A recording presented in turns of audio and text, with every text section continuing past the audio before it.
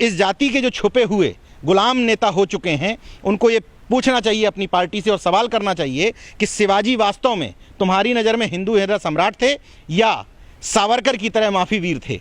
और एक बात और यहाँ पर पूछना चाहता हूँ मैं सुधांशु त्रिवेदी से, एक पत्रकार होने के नाते, कि कहाँ पर उल्लेख है, किस पुस्तक में उल्लेख है, किस इतिहासकार ने इस बात का जिक्र किया। ऐसे समय में जब मैं खुद महाराष्ट्र में खड़ा हुआ हूँ, यहाँ तमाम लोगों से मेरी बात हुई, तो ये निश्चित तौर पर पूरे देशवासियों को पूछना चाहिए कि शिवाजी के बारे में इस तरह का तथ्य कहते हुए कहाँ उल्लेख मिलता है।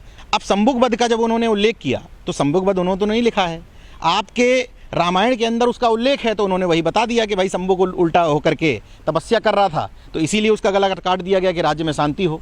तो जो बात लिखी है, या तो आप कहिए कि हम इस पुस्तक को बैन करते हैं, आप उसको धार्मिक पुस्तक बनाए हुए हैं, आप कहते हैं कि हमारा धर्म ग्रंथ है, तो उसमें क्या लिखा है ये लोगों को बताना पड़ेगा ना।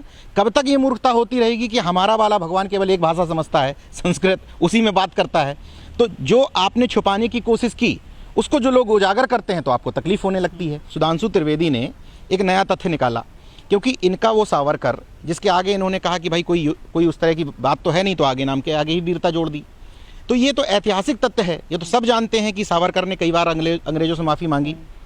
इस पहलू पर जब राहुल गांधी बोलते हैं तो आप शिवाजी पर सवाल उठाते हैं, और कौन से वाले शिवाजी पर? उस वाले शिवाजी पर जिस पर आपके पार्टी के सबसे बड़े ब्रांड एम्बेसडर, सबसे बड़े स्टार प्रचारक मोदी जी कहते हैं जब भी महाराष्ट्र आते हैं कि मैं शिवाजी का अनुयायी हूँ, शिवाजी हिंदू हृदय सम्राट थे, हिंदुत्व को बचाने के लिए उन्होंने ये रखा।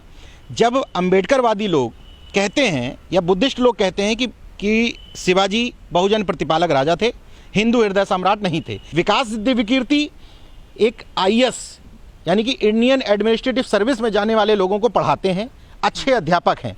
मैं उनकी विचारधारा पर नहीं जाना चाह रहा, मैं सिर्फ ये कह रहा हूँ कि वो जो बता रहे हैं वो सारे रेफरेंसेस आपके धर्म ग्रंथों में छुपे हुए हैं, अपनी तरफ से कुछ नहीं बता रहे हैं। अगर इतना ही कष्ट है, इतनी ही भावनाएं आहत होती हैं आपकी, तो उठा करके ऐसे धर्म ग्रंथों को जिसमें ऊंच नीच का भेद बताया गया है, जिसमें असमानता बताई गई है, उनको आग लगा दीजिए। कोई उस तरह के रेफरेंस नहीं देगा। लेकिन सर, जो जितने भी ग्रंथों में उन्होंने जिक्र किया है, जो बताए हैं पब्लिक के सामने, वो सारे ग्रंथ तो पहले मनुवादियों के द्वारा लिखे गए हैं, चाहे गीता प्रेस हो चाहे और प्रेस हो।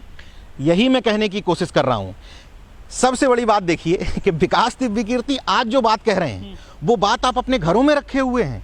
इसका मतलब कि आपने कभी पढ़ा और समझा ही नहीं। विकास दिव्यकीर्ति जो कह रहे हैं वो अनोखी बात नहीं है। वही गीता प्रेस से लिखी हुई रामायण हर घर में मौजूद है, वही गीता प्रेस की रामचरितमानस हर घर में मौजूद है। लेकिन अगर आप पहले पढ़ लेते, समझ लेते कि संबुक चूंकि शूद्र था, स्पष्ट उल्लेख है उसमें कि संबुक शूद्र था, तो किसी ने जाकर के कहा उनके प्रभु श्री राम को कि अगर कोई शूद्र आपके राज्य में तपस्या करेगा तो राज्य का अनिष्ट हो जाएगा, तो उस अनिष्ट से बचाने के लिए गर्दन काट दी। ये तो उल्लेख मिलता है रामायण में, मैं थोड़ी कह रहा हूं, विकास दिव्यकीर्ति थोड़ी कह रहे हैं।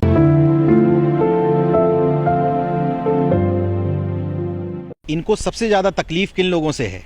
बोलने से ज्यादा लिखने वालों से है, और उनसे तकलीफ है जो वास्तव में पुरानी चीजें, यानी कि जो सही ऐतिहासिक तथ्य हैं उनको निकाल करके लाने की कोशिश करते हैं, तो उनसे तकलीफ हो जाती है।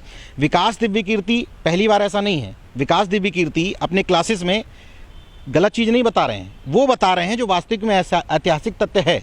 शिवाजी पहले राजा थे। जीजाबाई, उनकी माता जो जीजाबाई थी, उन्होंने सबसे पहले अपनी सेना में महार सैनिकों को भर्ती किया था।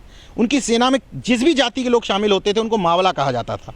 यानी कि वो शिवाजी जिसने जाति के बंधनों को तोड़ते हुए हर जाति के लोगों को सैनिक बनाया, वो शिवाजी जिसने मनुस्मृति के नियमों को तोड़ते हुए आनंद भास्कर कुलकर्णी नाम के ब्राह्मण का अपने अदालत में गला काट दिया था, जिस समय कहा जाता था कि ब्रह्म हत्या पाप है, वो शिवाजी जिसने मनुस्मृति के नियमों को तार तार करते हुए अपने बेटे संभाजी को वेदों का अध्ययन कराया, उस शिवाजी को पहले तो तुम छीनने की कोशिश करते हो उसकी विरासत।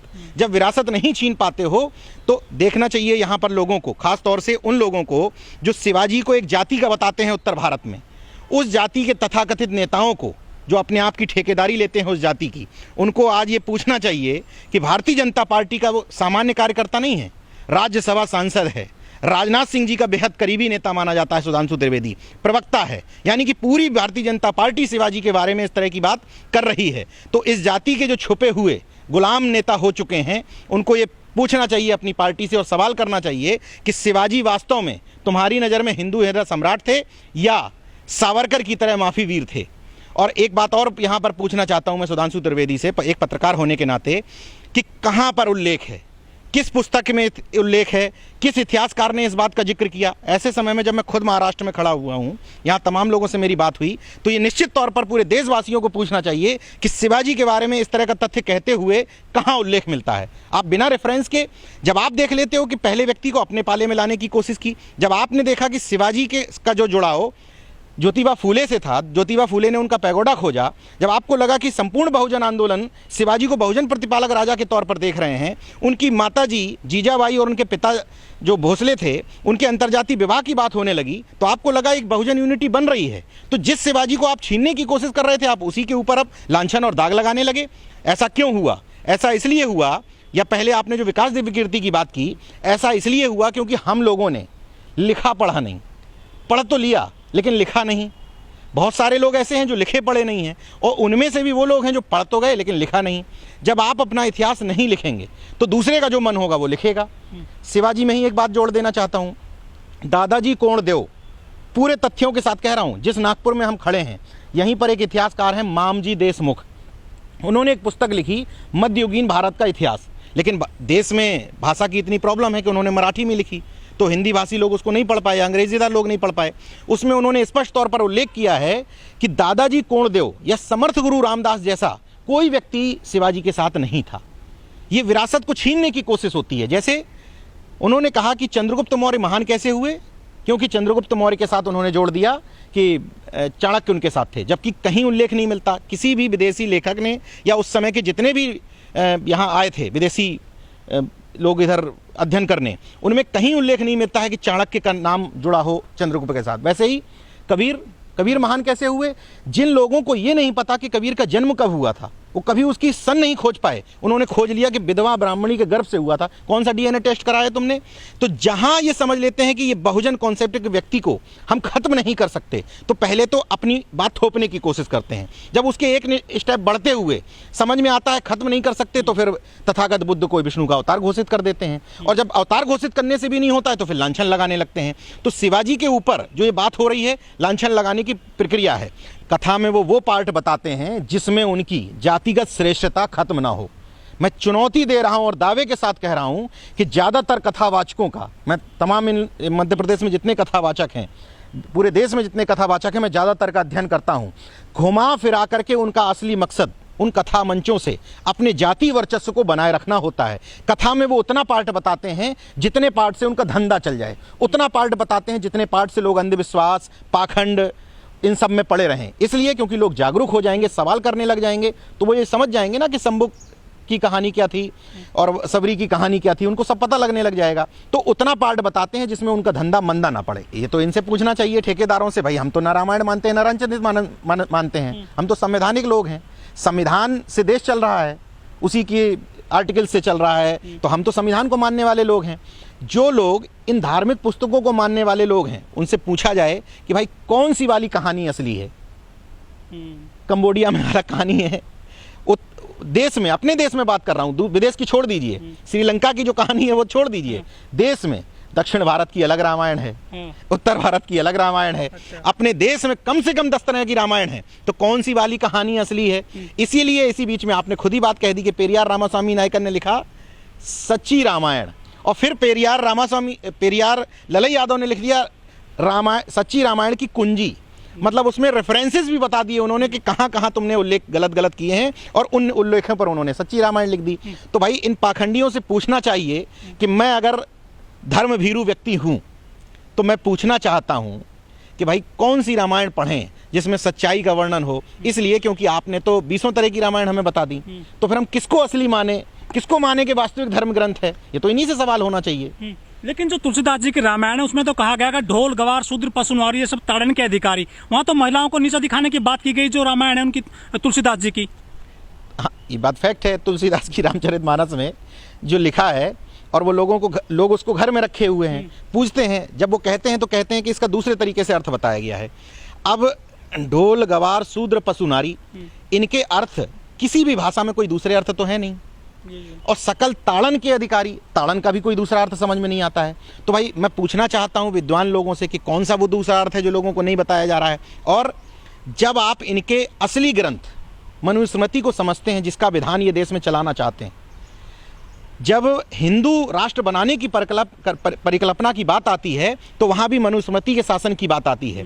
तो मनुस्मृति के शासन में जिस तरह की बातें लिखी हुई हैं उसमें स्पष्ट तौर पर झलकता है कि ये ढोल गवार शूद्र पशु और नारी को एक जैसा रखते थे। उस समय मत देखिए, अभी उत्तर प्रदेश में जो शासन चल रहा है उस शासन में ही आप देख लीजिए कि महिला का कोई स्थान नहीं है, महिला चीफ सेक्रेटरी नहीं हो सकती, महिला डीजीपी नहीं हो सकती। तो वो उसको फॉलो कर रहे हैं। और जैसे उस समय जो वर्ण व्यवस्था का क्रम था, वो आप उत्तर प्रदेश की राजनीति में वर्ण व्यवस्था का क्रम देखेंगे, राजपूत उस समय राजा होता था, तो आज उत्तर प्रदेश में भी राजपूत सीएम है। उस समय उनका जो सेनापति होता था वो भी उन्हीं की बिरादरी का होता था, ठाकुर जाति का, तो उन्होंने भी फिक्स कर रखा है कि डीजीपी हम अपनी जाति का बनाएंगे। उस समय देखते थे आपके उनका वजीर यानी कि मंत्री ब्राह्मण होता था, तो उन्होंने फिक्स कर रखा है कि चीफ सेक्रेटरी ब्राह्मण ही होगा। उस समय कोषाध्यक्ष बनिया वर्ग से यानी कि कायस्थ, बनिया वर्ग से या कायस्थ होता था, तो उन्होंने राजस्व परिषद का चेयरमैन फिक्स कर रखा है कि कायस्थ या बनिया ही होगा। मनुस्मृति चल रही है। अरे वर्ण, आप, मैं कोई भी बात बिना प्रूफ के नहीं बोलता। आप उत्तर प्रदेश के जब से ये सरकार आई है आप रिकॉर्ड उठा के देख लीजिए कि जितने चीफ सेक्रेटरी बने उत्तर प्रदेश में योगी आदित्यनाथ सरकार आने के बाद, जितने भी चीफ सेक्रेटरी बने सारे ब्राह्मण, जितने भी डीजीपी बने उनमें एक बार बीच में सिंघल साहब हो गए थे बेचारे धोखे से, एक बार हितेश चंद्र अवस्थी हो गए थे, बाकी समय में पूरी कोशिश चल रही है कि हमारी जाति का ही डीजीपी रहे। राजस्व परिषद के चेयरमैन में आप उठा के देख लीजिए, जब से बीजेपी सरकार है या तो कायस्थ है या फिर बनिया है, और राजा तो, मैं ये कह नहीं रहा हूँ, ये दिख रहा है, ये आंकड़े कह रहे हैं। मैं आंकड़ों पे बात करता हूँ, मैं परिस्थितियों पे बात नहीं करता कि ऐसा हो जाएगा, मिट जाएगा, सब हो जाएगा। जो है एक्चुअल है, 5 साल पिछला और अब जो शासन चल रहा है उस शासन में आप उठा के देख लीजिए लिस्ट। अगर मेरी बात गलत हो मैं माफी मांगने को तैयार हूँ। दिव्यकीर्ति जी ने फिर एक नई बहस छेड़ दिया कि असली भगवान डॉक्टर BR अम्बेडकर है महिलाओं के लिए। वो क्या जो समस्या मोल लेते जा रहे हैं, बार बार नई नई चीजें लेकर के आ रहे हैं, जबकि रामचरितमानस में तो जो महिलाओं को ताड़न का अधिकारी बताया गया है। व्यक्तिगत तौर पर मैं, भले ही भगवान जो शब्द है, भगवान और ईश्वर अलग अलग है, लॉर्ड और गॉड, लेकिन फिर भी मैं भगवान जैसे शब्द में यकीन नहीं रखता क्योंकि वो उसी तरफ से जोड़ा जाता है।